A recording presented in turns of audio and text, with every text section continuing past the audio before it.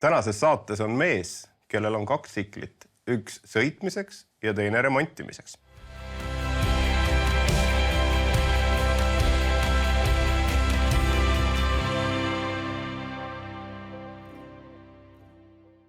Tere tulemast vaatama järjekordset saadet sarjast Meistritöökojas. Täna on mul hea meel tervitada stuudios Meelist, kes tuleb Kundast. Tere, Meelis! Tere! Olin peaaegu juba ütlemas, et Rakverest, aga ma seostan sind loomulikult Rakverega sellepärast, et sa oled pikaajaliselt Rakvere Karmeli koguduse liige olnud ja juhatuse esimees ka vist, eks? Olen olnud, praegu ei ole juhatuse esimees. Ja, me tegime ringi seda, et põhikirja järgi on pastor juhatuse esimees. Aga olen olnud juhatuses ja ikka kaua. Ja seal koguduses esmalt, kui ma sündisin, siis juba 1960 ema viis sinna, õnnistati. Mul on pilt sellest veel. Alates 1960. Kui me kogudusest rääkisime, tavaliselt me alustame perekonnast, aga kogudus on ka perekond. Räägi, kuidas sa sündisid sellesse perekonda Rakvere Karmeli kogudusse?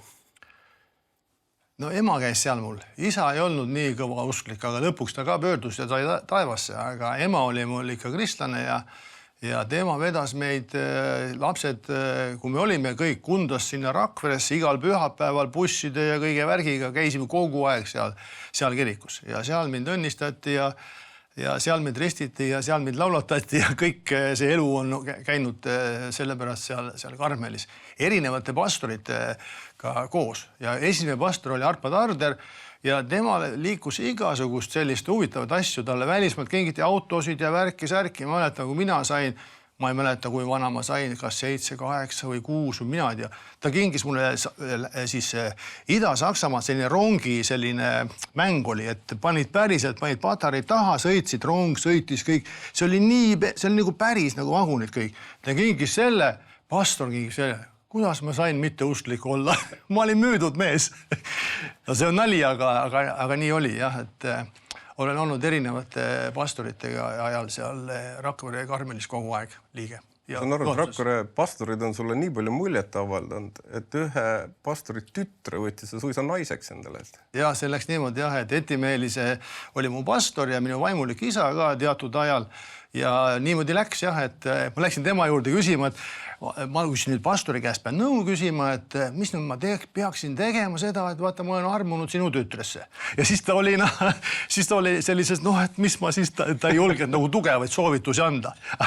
Aga ma ikka rääkisin sellega, et ma ikka alati läksin pastori juurde ja kõik oma tööasjad ja kui probleemid ja väljakutsed olid, ma ikka rääkisin temaga. Ta oli mul hea sõber ja niimoodi see läks, jah. Ma olen õnnelik. Pastoril päris hea väljakutse, kui tuled talle pihtima, et oled armunud tema tütresse. Jah. Aga nüüd tõsisemaks minnes, mitte ainult see mängurong või see mänguasi ju ei toonud sind Jumala juurde, et kuidas sa Jumala oma isikliku päästina leidsid? No, need pastorid olid ikkagi vägevad mehed. Ma räägin veel Arpa Tarderist, et tema näiteks isa ostis mul Pannoni, mootorratta. Mulle mootorrattad ja sääreväristad kogu aeg on meeldinud ja siis Pannoni, aga seal oli kõik, see instruktsioon oli ungari ja saksa keeles. Ja Arpa Tarder ütles, et siia ma tõlgin ära. Ja tõlkis ja trükkis, pani iga lehele trükkis selle eestikeelse sinna vahele. Ja terve see pisikene raamat, Pannoni ja käsiraamat, kuidas parandada kõike teha, kõik oli ringi trükitud eesti keelde. See oli täitsa nagu ikkagi ulme, kuidas see Arpad jõudis teha. Ja näiteks Kure Ilmar, kellega tegelikult mina tegin oma päästmispalve ükskord meil, kui ta tuli meile külla jõulude aeg, ma olin 12. Tema näiteks isa, meil olid loomad, lehm ja kes meil seal olid, pidi heina tegema. Isa oli kopsuhaige, oli tuberkuloosi ja dispanseris ja heina vaja teha. Pastor tuli ütles, et no mis ikka, tuleme sinna. Tulid hommikul kella 5 meile ja vikatid õlale seal ja niitsime heina ja tegime heina ja võt siuksed mehed olid vanasti ja pastorid, aga see oli tõesti, ma räägin, see on elu lõpuni jäänud need muljed ja need mälestused nendest, need olid kõik ikkagi. Ja Kure Ilmariga jah, ma tegin, ta oli perega meil ja ma olin 12, kui ma tegin oma päästmise palve ja sellest alates olen jah, Jumal oma. Sa mainisid Arpa Tarderi nime, aga minul on paar mälestust temast, legendaarne mees ja tõesti suure südamega. Ma mäletan, ta oli mees, kelle jutlustest mina lapsena sain aru. tuleb tõdeda, et paljudest teistest jutlustest mina aru ei saanud. Ja mul on 2 mälestust temast. Mina olin meie kiriku keskuses abiks ja ma trükkisin tema jõululäkitusi, mida ta saatis Vene ajal Eestist välja kuskil 600–900 tükki. Ma võtsin ta keskusest peale, me sõitsime ta koju ja ta ütles, kuule, peatame korraks siin postkontori ees ja ta tuli nõudmiseni kirju selline patakas ja ma sain aru, et tal tuleb iga nädal vähemalt selline patakas Vene ajal kirju. Ta oli tõesti legendaarne mees ja kustumatu mälestuse jätnud. Siis ma vaatan, kui ma praegu siis ema mul läks igavikku siis ja nüüd ma nagu olen sorteerinud neid vanu asju, siis ma näen ka, kui palju ta on saatnud igal sünnipäeval, igal pulma aastapäeval. Ta saatis isale, emale alati kaardi, loed, kõik lipsuga kinni seotud, punase ja rohelise ja mustaga trükitud lilled peal, kõik värk. Ta oli väga nagu kõva nagu kirjamees ja kui ta suutis kirja teel suhelda, ma ei tea, tuhandete inimestega. Fenomenaalne. Rääkisime sinu vaimulikust perest. Räägi ka oma lähemast perest, ole hea.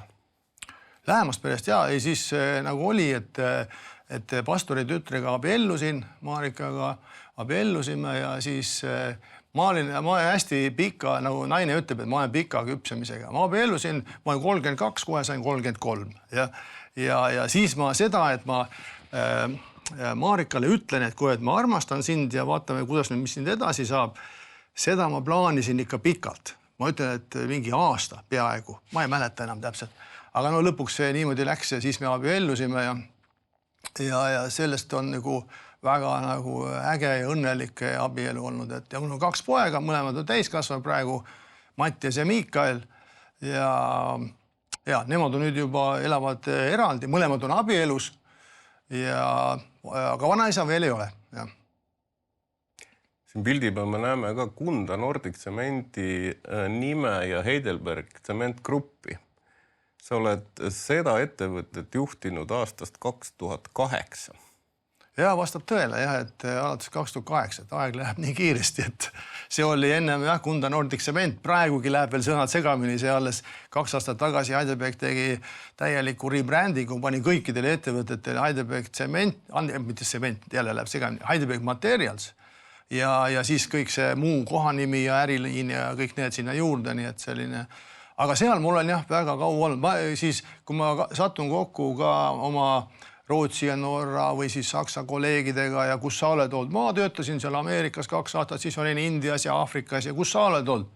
Kundas kogu aeg. Nagu ma ülikooli lõpetasin, läksin Kundasse ja ma olen kogu aeg seal olnud.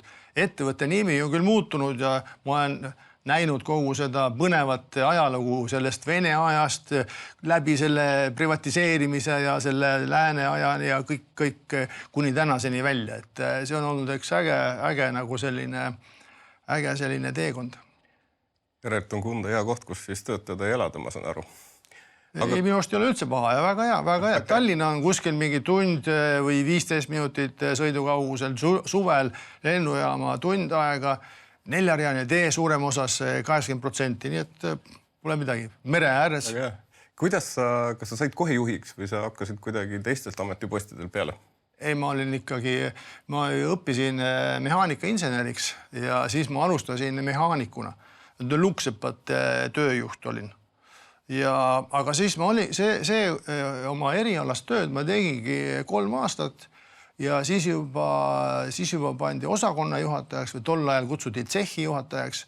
Siis olin klinkri tsehhi juhataja ja toorene tsehhi juhataja ja klinkri osakonna juhataja ja siis olin tehnikajuht, siis ma olin tagasi natuke tehnilise teema peal, investeeringud ja korrashoid ja selline asi. Ja siis ma olin ostus, töötasin, olin ostudirektor ja siis 2008 juhatuse liige tegevdirektor. Nende pikkade aastate jooksul sa oled näinud ettevõtte arengus väga erinevaid etappe. Sa oled pidanud inimesi koondama kindlasti, sa oled pidanud kindlasti tööle võtma, sadu koondama. Mõnikord põed ka seda natuke, et sa pead inimesi lahti laskma. Eks muidugi, ega see lihtne ei ole. Tänapäeval öeldakse vastupidi, juhid ütlevad lahti lasta lihtne, proovi sa uus leida. Just see, et sul on nagu see õige inimene õige koha peal, selles on tegelikult see, nagu see võti. Aga lahti koondada on raske, seepärast, et ka see tsemenditööstus ja kogu materjalitööstus on suhteliselt konservatiivne ala, inimesed ei vahetu nii kiiresti, seal ei ole selline läbikäiguool et inimesed on, mina näiteks, ma räägin siis oma välismaa kolleegidele ka, et mina töötan tehases kogu oma elu. Isa töötas mul tehases ja vanaisa töötas tehases. Ja oligi niimoodi, et vanaisa töötas ka samas tehases, tegi katusekive ja isa oli ekskavaatorijuht ja seal raudtee peal vahepeal korraldaja ja mina olen nüüd seal, töötan ka seal tehases. Selline jätkusuutlikkus, see tähendab seda, et need kolleegid on pikka aega saad koos töötanud ja siis sa pead ütlema, et kahjuks nüüd rohkem tööd pakkuda ei ole.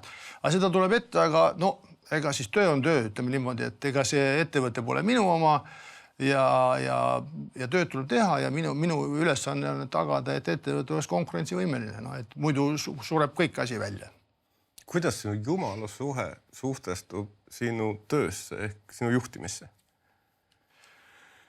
No mina mõtlen seda, et inimese elu on ikkagi nagu üks tervik, et ta nagu seal ei ole nagu eraldi, et olen pühapäeval kirikus, siis olen usklik ja lähen koju, siis teen, mis pähe tuleb ja et ega jumalal on tore seal laulda kirikus, aga kui ma lähen koju, siis ma pean ise oma asjadega hakkama saama. Minu arust ei ole niimoodi, et minu arust on ikka niimoodi, et kui ma käin jumalaga igal pool, ma mäletan, kui tegime selle, need suured pöördahjud on ilmatu suured seadmed, seal 150 meetrit pikk, 4 ja 4,5 meetrit jäme lai ja ilmatu tuli sees, kui tegime kaapremondi ära, siis mina alati läksin vaata, panin käe vastu ahju ja palvetsen, vaata, nüüd hakkad tööle ja nüüd ei lagune enam ära, enne kui tuleb suur remont ja mina olen teinud oma elu, oma tööd kogu aeg niimoodi. Muidugi, et ma ei saa seal Kunda koosolekud rääkida evangeeliumit ja see nagu ei sobi, et või selles mõttes, aga ma olen teinud oma tööd kogu aeg, palvetanud sellepärast koos Jumalaga asju teinud,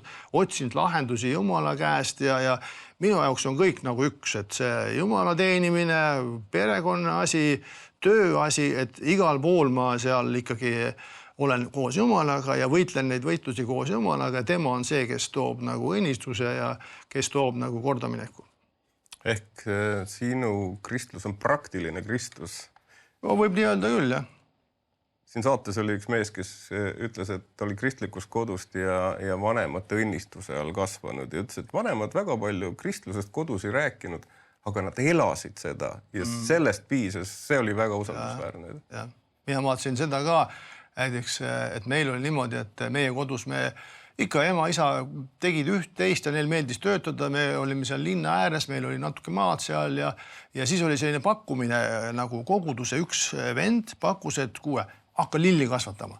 Et nartsisse selle naistepäevaks kõik kosutakse ära ja oligi niimoodi, et nagu turul läksid, nagu kõik läks ja viimased müüsin paljud lehed ka ära, sest et inimesed ütlesid, et midagi, ma ei saa tüüa käega koju minna.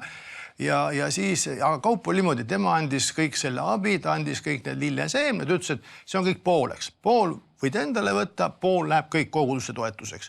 Ja ma nägin, kuidas sellest oli nagu väga suur õnnistus juba siis, ütleme ka, et ka see meie koguduse majanduselu oli ka juba tol ajal, nagu võiks öelda niimoodi, koguduse toetamise ja sellega nagu seotud, sest kõik terve pere nagu panustas sinna ja tuttavad ja sõbrad ka, et ja see on jah olnud nagu selline praktika. Sa mainisid juba nüüd uuesti kogudust. Te olete Rakvere Karmeli kogudusega viimastel aastatel teinud midagi enneolematut. Mida te tegite oma kogudusega? No, võtsite vana kiriku lammutasime ära, jah, et ega see paljudele ei meeldinud ja eks paljudel oli seda raske nagu aksepteerida, aga me vaatasime linnas ringi, et see meie, see maja, see jäi kõik nii väikseks. Ja kusjuures oli naljakas oli see, et see pastor, kes selle ehitas, Taal, mäeta, mis ta eesnimi oli, kes selle ehitas, see löödi minema, sellepärast, et tegi liiga suure kiriku. Ja tema sai sellest tööd lahti. Aga nüüd ta seda tegevust igati pidi piiras, et me hakkasime otsima, kas me otsime mingi muu maja ja seal üks mingi Rimi-pood läks müüki ja käisime kõik ringi, vaatasime, midagi teha ei ole, et seal on kõik need sellised, seda tulemust ei saa ja teiseks oli ikkagi see meie jaoks selline nii püha koht, et vaatasime, et sinna tuleb ehitada ja et sinna me jõudsime ja siis saime Jumala käest julgust ja see meeskond on hästi tubli, et ma siia juurde räägin selle, et mina tegelikult noorena, kui ma juba töökarjääri alustasin ja töömehe elu, siis mul oli 2 unistust, ehitada Kundasse uus tsemenditehas ja ehitada Kundasse kirik. Ja tegelikult me ostsime ka Kundasse ühe maalappi, seal oli isegi maja peal, putitasime ka seda ja siis vaatasime, ei sellest midagi asja saa, tõmbasime selle maha, maatükk on siingi seal seni praegugi, aga jumal andis armu, et ma sain olla selles meeskonnas, kui me hakkasime Rakvere Karmeli seda hoone uuendamist tegema ja see on olnud üks väga äge ja kihvt asi, teha midagi sellist, mis on täitsa nagu võimatu enam-vähem, aga koos Jumalaga ja meeskonnaga on olnud see hästi selline äge teekond, ega see pole valmis, seal on kogu aeg 1 miljon puudu, aga kui hakkasime, siis oli, et me teeme 1 miljoniga valmis, tegime 1 miljoni, panime ära, et 1,2 läheb, aga tegelikult ikka 1 on puudu.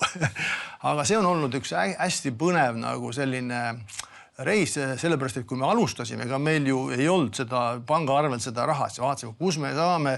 Meil olid ka vennad, kes ütlesid, et ootame kogume enne raha, enne ei saa midagi teha. Aga ei, siis me ikkagi otsustasime koos, et me läheme astume vee peale, hakkame tegema ja omamata seda eelarvet, mis tarvis oli. Ja eks me vahepeal olime ikka raskustes ka, et vahepeal oli ikka uneta öid, kui sul on 100 000 vaja maksta ja kuskil seda nagu ei ole näha seda. Ma saan aru, et 100 000 on ikkagi nagu tulnud, et arveid üle. Ja me seni oleme nagu investeerinud sinna koos laenude ja kõik annetustega. Laenusi on ainult 300 ja 100, 400 vist. Ja ülejäänud on kõik kokku üles korjatud, tõstetud raha on 1,8 miljonit investeeritud sinna. Ja. Et päris nagu suur number. Ja praegu ta on kasutamiskõlbulit juba. Et osa muidugi praegu teeme seda teist osa ka, et me saaksime sellele, osa on isegi kasutusluba olemas. Osaline. Teisel osal veel ei ole, aga tegutseme, et sinna saab ka kasutusloa, siis on dokument ka korras kõik. 2019 alustasite ehitust, kui sa tagasi vaatad. Kas sa teeksid täna kõik täpselt samamoodi? Hea küsimus, et tagantjärgi tahates on alati selline tarkus. Ja tegelikult eks mina ja eks meie mina põdesin ka seda, et me ei suutnud eelarves püsida, me ei suutnud ajagraafikus püsida. Ja kui ma olen harjunud seal oma töö juures, et need asjad, need projektid peavad olema eelarvest, peavad olema ajagraafikus, eriti ehitamine, nagu ta ajagraafikus, kõik palgad ja kõik kulud jooksevad särin taga edasi. Aga see läheb kõik üle ju, sul polnud ette nähtud seda. Aga tegelikult, ütleme, kõik see tagantjärgi vaates, see oli kõik jumala tarkus. Meil lihtsalt polnud neid vahendeid nii kiiresti nagu võtta.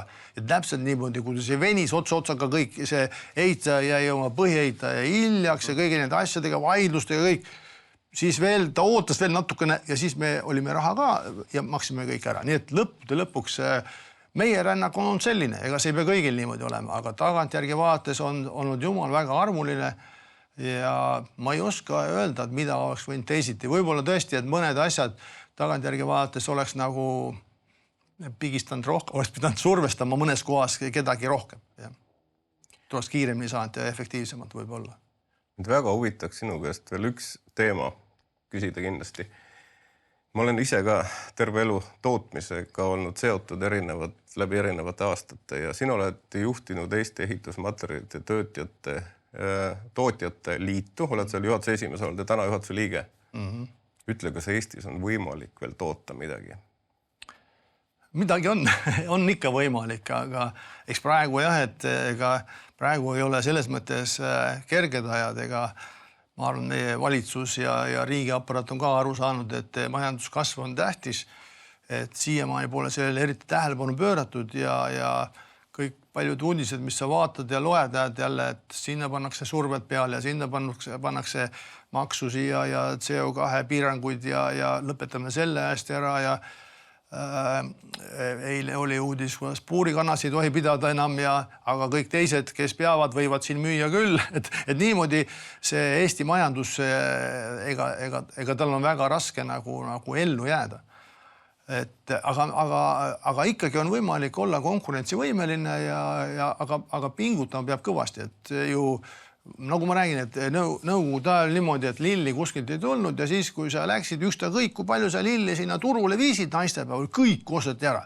Tänapäeval ei ole enam niimoodi, et asi on muutunud. Sa võid teha küll, aga kui sa pead müüma ka, et konkurents on ikkagi hästi tihe ja hästi karm ja just mõnikord nagu avaliku elu tegelased ei saa aru sellest, et riigid omavahel ka konkureerivad ju tegelikult kõigi nende tingimustega ja kuhu ettevõtted lähevad, kuhu investeeringud lähevad. Et selles mõttes on olukord ikkagi hästi karm. Aga see on alati, vaata, öeldakse, et äris öeldakse, et ei ole nagu midagi võimatut, vaid on väljakutsed. Nagu üks mees tuli tagasi, kingamüüja Kõrbest, ütles, et seal keegi kingi ei käi, kõik käivad sandalettidega. Ja teine tuli tagasi ja ütles, et seal ei ole kellelgi kingi, et me saame seal müüa. Teine ütles, et seal ei ole mõtet müüa, seal keegi ei käi kingadega.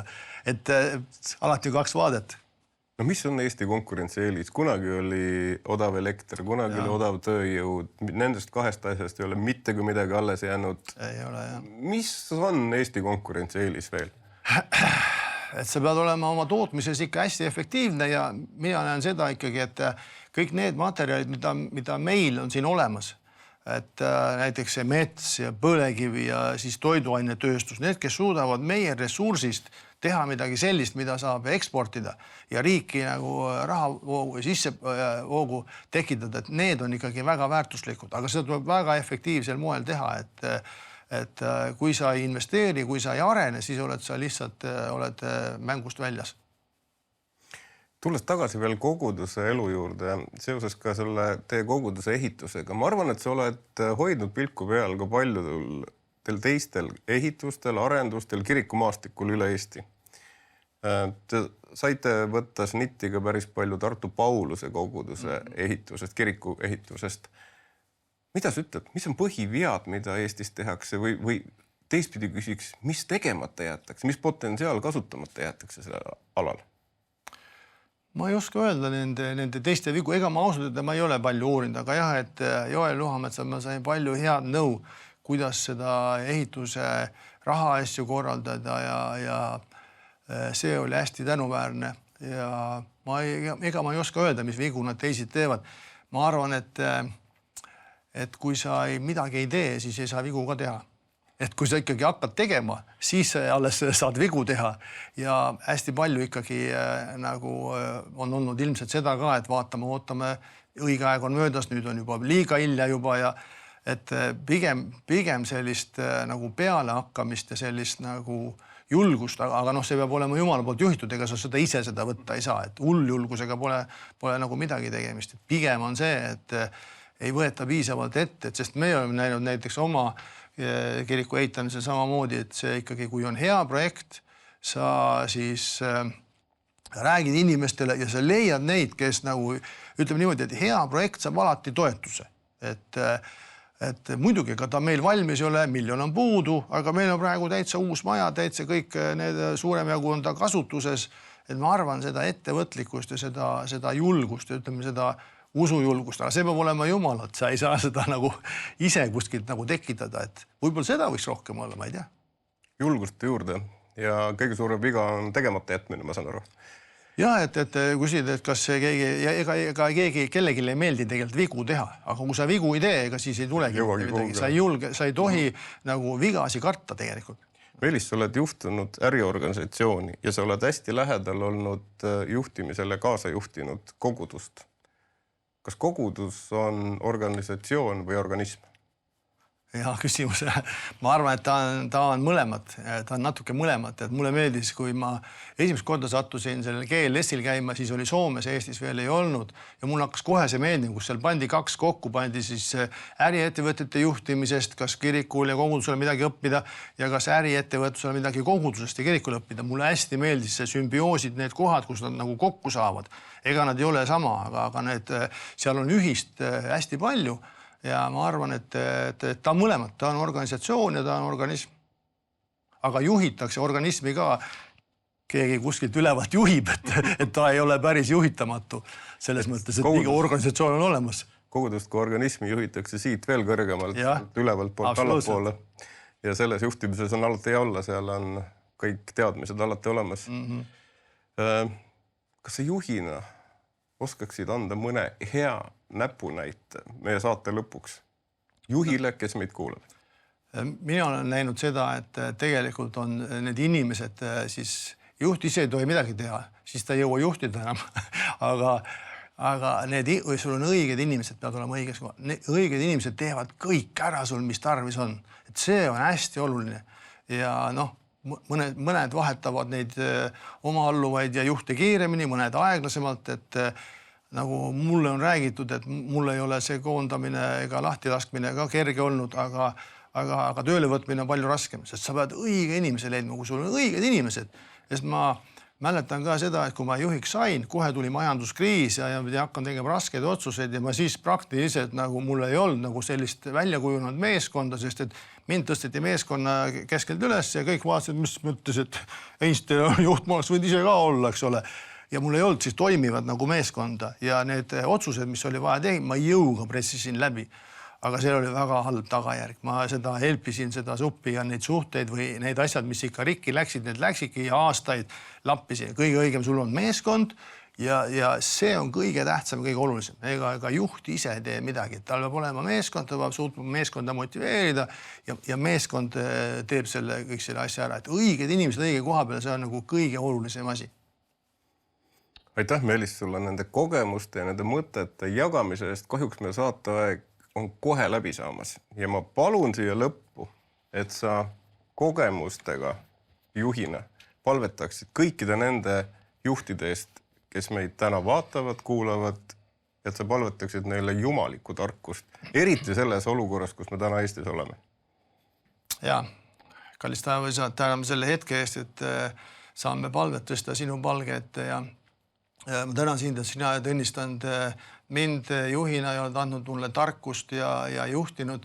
Tänan selle armu eest, aga õnnista kõiki, kes meid kuulavad, kõiki juhte ja luba, et nad õpiksid, et me õpiksime kuulma Jumal sinu häält. Mitte ainult vaimulikes asjades, vaid ka oma otsuste tegemisel ja et me otsiksime seda tarkust, mitte ainult Excelist, mis on nagu meie tavaline tööriist, vaid et me otsiksime seda tarkust ka järgmiselt tasemelt Jumal sinu juurest.